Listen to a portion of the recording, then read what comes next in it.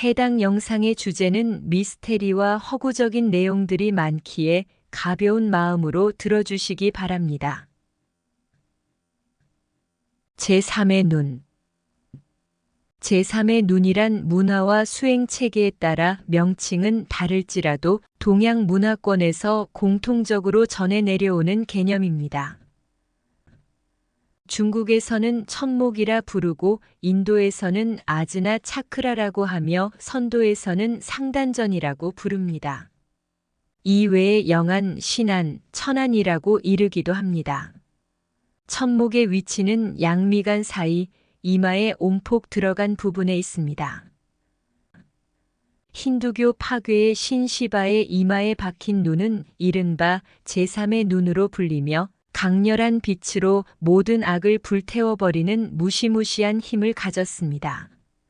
신화나 종교에 등장하는 제3의 눈을 실은 인간도 갖고 있다는 과학적 가설은 오래됐습니다. 사람의 청각과 후각은 시각을 잃었을 경우 대용으로 사용되는 제2의 눈인데 이를 뛰어넘는 제3의 눈은 시바처럼 이마가 아닌 뇌에 존재할 가능성이 꾸준히 제기돼 왔습니다. 제3의 눈을 이야기하면 꼭 등장하는 송과체라는 것이 있습니다.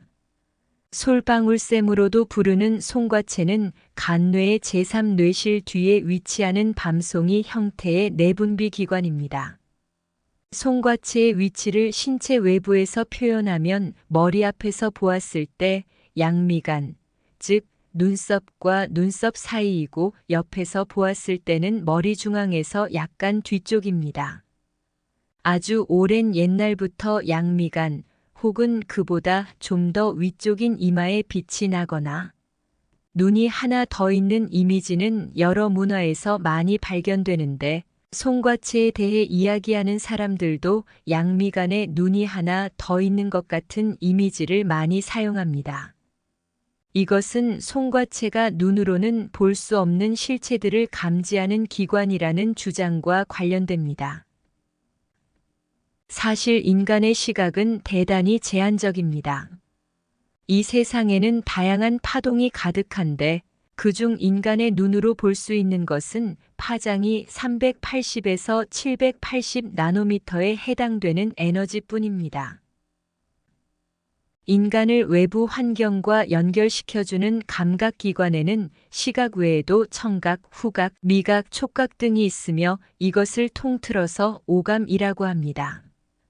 일상적으로 이용되는 5가지 감각 외에도 육감, 즉 6번째의 감각이 있다고 하는 말이 있지만 구체적으로 육감이 어떤 것이고 어떤 방식으로 외부의 신호를 우리의 주관에 연결시켜 주는지에 대해서는 설도 분분할 뿐 아니라 대중적으로 잘 알려져 있지도 않았습니다. 그런데 최근에 와서 대안적 담론에서 송과체에 대한 관심이 높아지면서 이것이 시각으로 볼 수 없는 것을 보는 제3의 눈이며 6번째의 감각기관이라는 주장이 나오고 있습니다.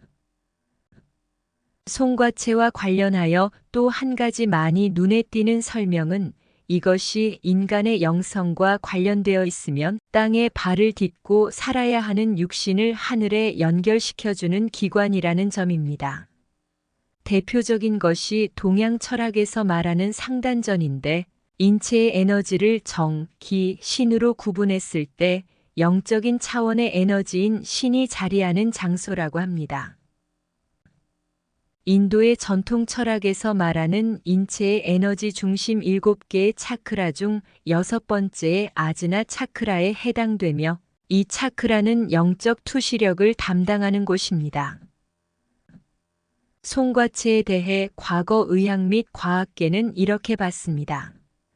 2세기 로마의 외과 의사이자 철학자 갈레노스는 송과체가 푸네우마의 흐름을 조절하는 일종의 밸브라고 믿었고 이 송과체를 통해 사람의 투시, 환시가 가능하다고 여겼습니다.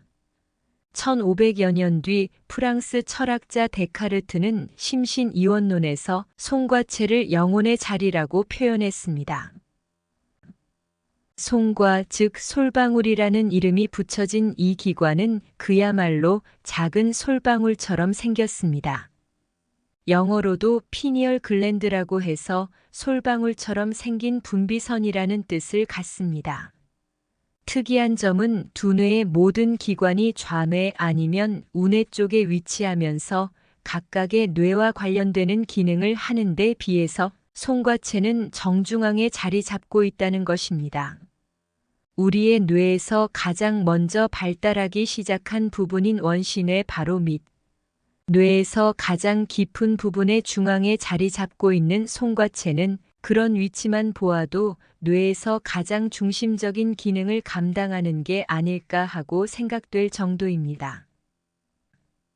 현대 생물학에서는 송과체가 빛의 자극을 받아 멜라토닌이라는 호르몬을 생성하여 인간의 신체 리듬을 조정하는 데 중요한 역할을 한다는 것을 밝힌 외에 최근에는 디메틸트립타민이라는 신경물질도 생성한다는 사실이 밝혀졌습니다.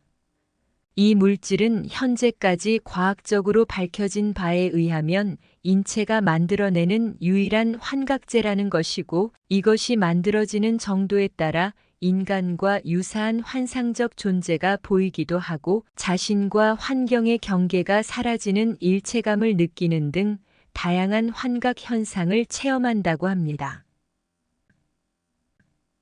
제3의 눈이 개안할 때 나타나는 몇 가지 공통된 현상을 살펴보겠습니다. 제3의 눈이 좀 더 깊은 수준에서 나타나기 시작할 때 눈썹 사이에서 뭔가가 그곳을 누르는 압박감이 느껴지며 이는 송과선의 활동성이 증가하고 있다는 것으로 영적인 마음 상태로 다시 우리를 끌어오는 증상이라고 합니다. 모든 것이 에너지로 이루어져 있다라는 것을 느끼며 깨어남의 과정에서 몸은 다양한 수준의 재구조화와 재균형화를 경험한다고 합니다. 그 결과 전에 먹지 않던 어떤 음식에 자연적으로 이끌리게 되고 꽤 오랫동안 먹어왔던 어떤 음식은 멀리하게 된다고 합니다. 상위 의식에 접근할 수 있게 되고 우연의 일치란 없다는 것을 이해하게 되며 이러한 동시성은 당신 삶에서 나타날 것 같지 않았던 의미 있는 동시 발생이 나타나도록 만드는데 때때로 매우 도움이 된다고 합니다. 사고방식의 변화와 정신의 확장으로 다르게 생각하기 시작하며 예전의 사고방식은 깨어난 후 현실과 맞지 않기 때문에 사라지고 복잡한 개념 또한 영에 의해 인도되고 상위 진실이 가르쳐질 때 매우 쉽게 이해되기 시작한다고 합니다. 빛과 소리에 대해 민감해진 자신을 발견하게 되고 두통이 증가합니다. 이것은 제3의 눈을 여는 마지막 단계를 촉진하기 위한 변화가 일어나는 것이라 합니다. 그 외에 꿈의 자각, 직관력의 향상 등의 현상이 있다고 합니다. 다음은 제3의 눈을 개안하는 방법 몇 가지를 간단히 살펴보겠습니다. 오랜 기간 꾸준한 명상과 호흡을 통한 자기 수련의 방법. 이는 차크라에 대한 이해와 활성 그리고 자기 이해와 성찰을 통한 깨달음과 관련이 있습니다. 티베트 밀교적인 방법. 티베트 밀교에선 정법을 이은 고승이 아즈나 차크라, 즉 두 눈썹 중간 위치의 경혈을 뚫어줌으로써 제3의 눈을 뜨게 합니다. 이때 사용하는 도구는 특수 금속으로 제작된 날카로운 실바늘로 이를 사용하여 머릿속 정중앙의 황정을 자극하는 것입니다. 명지하는 방법.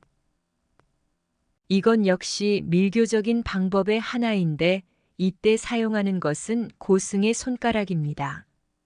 흔히 일컫는 관정도 여기에 속하며 관정 사이의 현관을 일정한 의식을 통해 손가락으로 점 찍는 것을 말합니다. 숨기운으로 뚫는 방법. 이것은 오랜 전통을 갖는 배달결의 고유의 방법으로 아무런 도구도 사용하지 않고 순전히 기의 힘만으로 제3의 눈을 여는 것이 특징입니다. 마지막으로 제3의 눈과 관련된 재미있는 음모론 하나를 소개해드리며 영상을 마치겠습니다. 송과체에 관한 비밀, 그것이 알려지지 않길 바라는 자들이 있다는 설입니다. 제3의 눈이 열리면 그 사람은 모든 것을 아는 감각이 열립니다. 또 신과 같은 고취감이 느껴지고 자기 주변의 사람과 일체가 된 듯한 느낌도 갖습니다. 그것은 제3의 눈, 즉 송과체가 열리면서 얻는 느낌인데, 그러면 그 사람은 다른 차원으로 여행을 할 수 있고 또는 아스트랄계로 여행을 하거나 투시를 하게 됩니다. 좀 더 발전된 방법이나 혹은 고대 제식을 통하면 물리계에 있는 사람의 생각과 행동을 통제하는 것도 가능하다고 합니다. 이러한 내용을 놓고 본다면 참으로 미스테리하고 허구적이며 기괴한 일입니다. 그런데 미국이나 구소련에서는 비밀 정부 조직이 이런 기이한 계통을 수세대 동안 파고들었습니다. 그래서 우리가 상상하는 것을 넘어가는 수준으로 도달했다고 합니다. 1990년대 말 제니퍼 루크는 송과체에 불화나트륨이 어떤 영향을 미치는지를 밝히기 시작했는데, 그 물질이 투입되고 인체의 어떤 장기 조직이나 뼈도 불소물질의 영향을 받지 않았지만 송과체만은 마치 자석에 끌리듯이 불소물질이 빨려 들어간다는 사실을 증명했습니다. 내분비선을 경화시켰는데 송과체가 제일 취약했고 석회화가 진행되었습니다. 이런 과정을 거친 후 송과체는 인체의 호르몬 분비 대사를 더 이상 하지 못했다고 합니다. 루크 이후 많은 연구가들이 불화나트륨의 악영향을 증명하곤 했습니다. 이러한 연구에도 불구하고 그것은 수돗물 정수장치에 들어갔고 음료수 등에 계속 주입되었습니다. 불소화합물은 송과체에 오랜 기간 영향을 미쳤고 시민들은 점점 지각 능력이 저하되고 총기는 사라지며 정부와 권력기관, 사회 압력 조직의 활동에 대해 의문을 제기하는 일을 점점 하지 못하게 된다는 것이 음모론의 내용입니다. 하지만 실제로 불소화합물은 처음에 독일 나치 당국이 집단 수용소에 수용된 포로를 정신적으로 저하시키려 음식에 타넣으면서 사용되기 시작했습니다. 그 후 소련의 집단 수용소 유형지에서 사용되었고 그 효능이 입증되자 미국을 비롯한 세계 도처의 도시 수돗물부터 공급되기 시작했습니다. 이에 따라 인류는 현실 문제를 파악하는 데 어려움을 겪으며 분별을 통해 인격을 형성하는 데 큰 장애를 일으키기 시작했습니다.